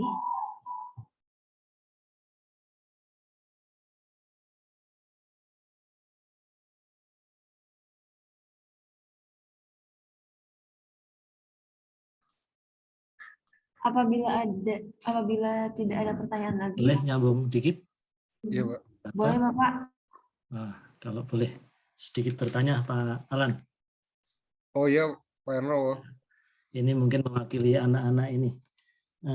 Terkait tadi Pak, ada beberapa tentu ketika kita melakukan eksplorasi itu sampling, jadi apapun nanti yang akan kita lakukan dalam industri pertambangan ini, mulai dari eksplorasi sampai nanti ke processing, itu berawal kan dari mapping dan sampling Pak. Ketika di situ kita benar, berarti selanjutnya kemungkinan juga akan benar, tapi ketika pertama kita sudah salah, tentu nanti berikutnya akan tidak sesuai gitu Pak. Setuju Mas. Ya. Jadi mohon informasi Pak, misalkan dari sekian banyak data, kebetulan ada beberapa data yang mungkin dianggap prosedurnya kurang sesuai atau bagaimana. Nah, apakah data itu masih bisa digunakan atau dianggap sebagai reject, Pak? Itu Pak, kira-kira Pak. Oke, terima kasih Mas Erno. Saya panggilnya Mas aja Mas ya. Mas Erno dari pertanyaan. Ini sering banget kami dapati kayak gitu Mas. Jadi contoh semuanya nggak usah pengalaman saya nih Mas. Jadi kami mendapatkan satu data, kemudian data itu kita nggak tahu bagaimana sih kualitas data tersebut. Akhirnya kita lakukan adalah kita melakukan QAQC. QAQC nggak ada Mas. Jadi kita melakukan re-essay dari duplikat sampel yang masih ada atau half dari sampelnya yang masih ada kita re-essay. Nah, pada saat ternyata dia mempunyai essay itu ini kan ada akurasi, ada presisi Mas. Kalau ternyata dia tidak akurat tapi dia masih presisi, kita masih bisa pakai data tersebut dengan cara kita faktorkan, kita adjustment, cuma tetap kita state berapa sih bagaimana cara kita mengadjustment si essay tersebut. Yang masalah pada waktu dia sudah tidak akurat dan tidak presisi. Nah, akhirnya memang data itu akhirnya kita reject. Nggak kita pakai sama sekali, Mas. Nggak usah jauh-jauh kayak gitu. Ini hanya masalah, ini terjadi di kami sendiri, di Harita. Jadi contoh gini, bukan contoh, ini kenyataan sih, Mas. Kami eksplorasi nikel itu dari tahun 2008-an lah. Concern kami itu hanya di saprolit awalnya, karena murni kami hanya jual saprolit, kami hanya punya pabrik RKEF kan untuk saprolit kadar grade 1,7 up. Setelah itu karena kami hanya concern ke saprolit dan pabrik kami itu RKEF, kami hanya concern ke unsur-unsur yang di saprolit hanya nikel sama besi aja, sama SM lah, silika dan magnesium. Nah, kami nggak concern ke unsur-unsur lainnya, kami hanya analisa 5 unsur. Nah, setelah itu tahun 2021 kemarin kami ada buat Espal dan itu concernnya ke limonit. Dan limonit itu ternyata dia mempunyai spesifikasi yang spek yang lebih ketat. Dia minta MG di bawah 3%, kemudian dia minta AL di bawah 3,5, dia minta CR di bawah 3,5, kemudian dia minta MN di bawah 1,3. Artinya kami tuh harus menganalisa full 9 elemen kan, 9 elemen. Dan mungkin Mas juga tahu kan, awalnya kami pakai press pellet karena kami hanya bermain di MG besar, ME di atas 30 dan SI di atas 30 tidak ada masalah bagi kami. Tapi pada saat kedua itu kami apply di limonit yang MG-nya hanya kurang dari 5%, SI kurang dari 10%, semuanya bias. Semuanya nggak bisa dipakai. Akhirnya kami mendowngrade-kan semua cadangan kami dari measured ke indicated karena hanya masalah kualitas data board tersebut. Yang kami lakukan akhirnya kami melakukan semua re-essay semua data limonit kami ke 9 unsur untuk mencapai bagaimana sih untuk mencapai untuk menghasilkan nilai MGO, SiO2, CR dan AL tadi. Dan beberapa data yang data perusahaan lama yang kami nggak punya, akhirnya kami twin hole di spasi 200 untuk itu, Mas. Jadi sebegitu karena takutnya kami data itu salah dan ini pabrik sudah ada di depan mata, kita mau bangun pabrik, jangan sampai karena data itu salah, kemudian kita investasi pabrik, akhirnya nggak bisa kemakan. Jadi mending data ekspor kita buang uang di depan untuk memperbaiki data. Toh sebetulnya uang itu nggak sekecil sekali jika dibandingkan dengan investasi yang pabrik yang kita lakukan itu, Mas. Itu Mas Hermawan. Terima kasih Pak Alan, sangat clear dan jelas ini penjelasannya. Silakan moderator. Baik. Kak Abraham, silakan mau bertanya. Dipersilakan. Selamat sore Pak Alan. Izin Pak Erno. Izin Ya, ke bertanya. moderator, jangan ke saya, Bram. Siap Pak. Izin bertanya Pak Alan. Saya mau bertanya Pak, kan tadi soal sampling ya Pak. Betul, Mas. Nah, kalau soal sampling kan kita misalnya di drill core sampling Pak. Ada kan tadi yang bilang half core sama 1/4 core Pak. Ya. Nah, kalau kita misalnya, kalau tadi kan kita misalnya bicara soal nickel laterite, grade-nya itu ketika kita half core mungkin ya Pak, itu agak nggak berbeda jauh, sedangkan ketika kita berada di project gold gitu Pak. Nah, ketika misalnya kita bikin half core atau 1/4 core itu sebagai duplikat, dan misalnya duplikat tersebut itu berbeda dari populasinya itu Pak, apakah itu dianggap datanya salah atau seperti apa ya Pak kebijakannya Pak? Ya. Terima kasih. Mas Abraham. Kami di laterit tidak pernah melakukan half core, Mas. Nggak pernah. Yang kami lakukan adalah full core. Jadi semua core itu kami preparasi, kami hancurkan, kami reduce ukuran butuhnya, kemudian kami split. Nah, kami split. Jadi dicampur dulu semua, setelah kami split jadi 2, satu untuk duplikatnya, satu untuk yang kami analisa. Karena betul tadi, saya setuju dengan Mas Abraham. Jadi pada waktu kita melakukan half core, nggak usah lah 1/4 core, half core aja. Pada waktu kita ternyata tuh samping kiri sama samping kanannya itu berbeda, kan jadi bahaya nih. Bisa jadi kita satunya overestimate, bisa jadi underestimate ini kan. Anggapnya ternyata core-nya core yang kita simpan ternyata lebih high grade daripada core yang kita gunakan. Atau kebalikannya, core yang kita gunakan ternyata lebih high grade daripada core yang kita simpan. Nah, makanya di nikel pun kami nggak melakukan itu. Jadi gimana caranya kita mengkomposit sampel tersebut sebelum kami betul-betul membagi jadi 2. Nah, mungkin case-nya itu berbeda ya. Case-nya itu berbeda. Saya nggak tahu, mungkin Mas Arnowo lebih paham karena Mas Arnowo lebih banyak bermain di gold kan. Kenapa mungkin emas tuh banyak melakukan half core itu karena dia tuh butuh itu untuk audit atau apabila ada investor datang melihat memvalidasi ulang bagaimana strukturnya, bagaimana mineralisasinya, dan itu kan disimpan bertahun-tahun, berlama-lama. Beda sama nikel. Nikel itu kan eksplorasinya nggak selama emas. Emas tuh dia tuh berapa pemilik dulu, baru akhirnya bisa ketambang. Ya kalau ditambang, kalau enggak juga akhirnya dieksplorasi ulang lagi kan. Kalau nikel nggak seperti itu. Tapi sebenarnya saya saranin, kalau saya sih mendingan sih full core dihancurin semua, di mixing baru dibagi jadi 2. Nah, pertanyaannya apakah salah apabila saya melakukan half core, kemudian ternyata sampel yang saya analisa berbeda sama sampel sampingnya? Nggak salah itu sebenarnya. Ya itulah kenyataannya sampel kan. Cuma sampel kita nggak representatif itu aja sebenarnya. Jadi sampel kita tuh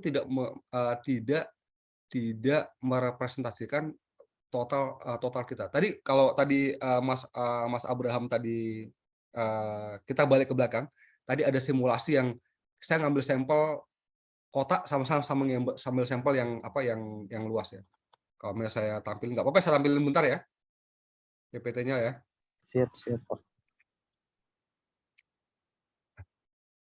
Kalau saya tampilkan yang ini tadi, sorry, yang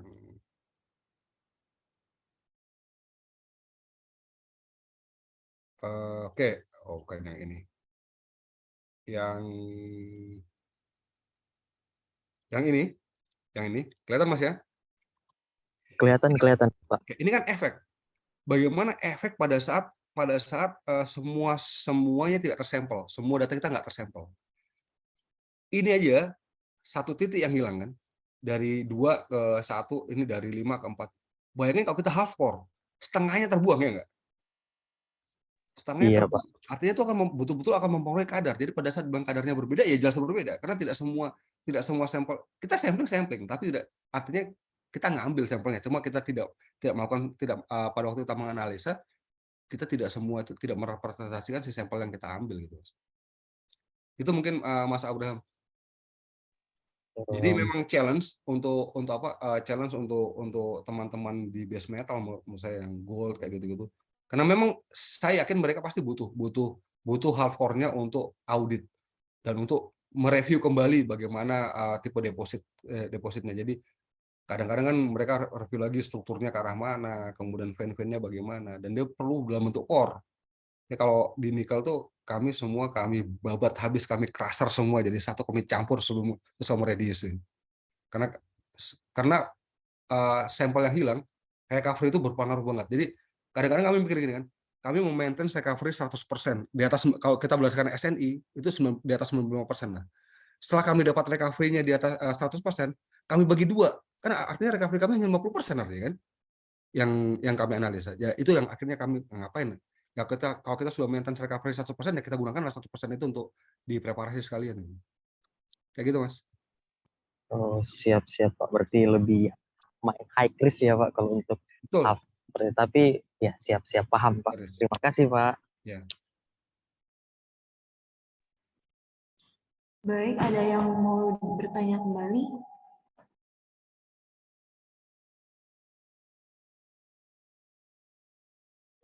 Sepertinya sudah. Baik, sebelum mengakhiri webinar kali ini, saya ingatkan kepada hadirin yang belum mengisi absensi agar dapat mengisinya untuk mendapatkan e-sertifikat. Baiklah, kepada hadirin terdapat beberapa poin-poin penting yang dapat kita garis bawahi selama webinar berlangsung.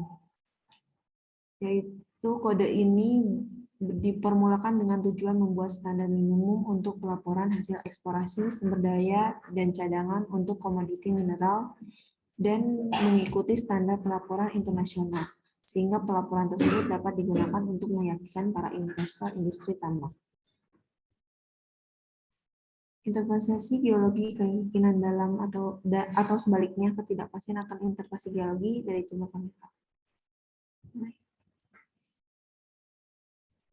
Hadirin, tidak terasa kita telah sampai di penghujung acara. Demikianlah rangkaian acara pada webinar kali ini. Dan terima kasih Bapak Alan sudah menyampaikan materi yang sangat menarik dan berguna untuk kita ke depannya. Sekian dari kami, mohon maaf apabila ada kesalahan dari panitia webinar kali ini. Saya Salsabian Nurhayunisa selaku moderator, pamit undur diri. Wassalamualaikum warahmatullahi wabarakatuh. Dan saya kembalikan kepada MC.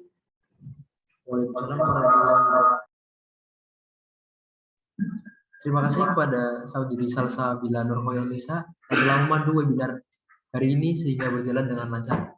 Dan terima kasih juga kepada narasumber Bapak Alan Matano yang telah menyampaikan materi yang tentunya sangat bermanfaat dan semoga menambah ilmu pengetahuan bagi kita semua. Tak terasa kita sudah sampai di penghujung acara webinar hari ini. Sebelum acara berakhir, maka kita akan melaksanakan sesi dokumentasi terlebih dahulu.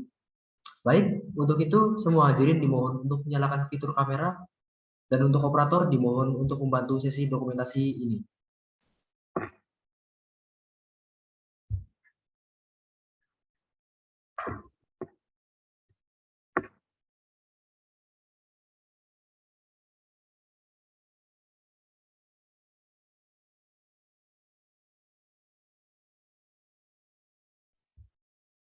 Kepada para hadirin webinar hari ini, dimohon untuk menyalakan fitur kamera untuk sesi dokumentasi.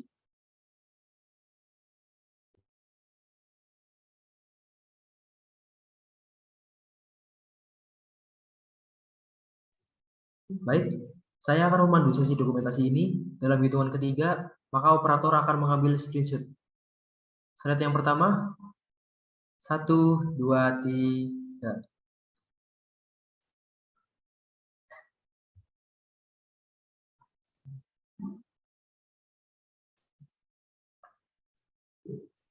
Baik, slide yang selanjutnya, 1, 2, 3.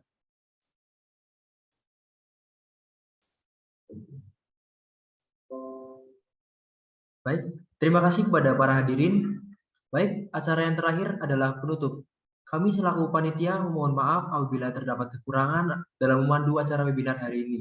Dan ucapan terima kasih kepada seluruh hadirin yang telah meluangkan waktu untuk berpartisipasi dalam webinar hari ini. Semoga ilmu dan pengetahuan yang didapatkan bisa bermanfaat. Sekian dari saya selaku MC, mohon pamit undur diri. Wassalamualaikum warahmatullahi wabarakatuh. Waalaikumsalam warahmatullahi wabarakatuh. Kita juga Kami persilakan kepada para hadirin warahmatullahi untuk wabarakatuh. memberikan ruangan Zoom. Saya juga minta maaf jika ada kekurangan. Nanti materinya bisa saya kirim ke panitia kalau mau didistribusikan. Pak Alan, terima kasih banyak. Terima kasih Mas. Mohon maaf juga Mas. Masih Ada di salah. Jogja ini, Di Jogja Mas. balik Senin. Balik Senin Mas, biasa PJK lah Mas. Balik Jumat kembali.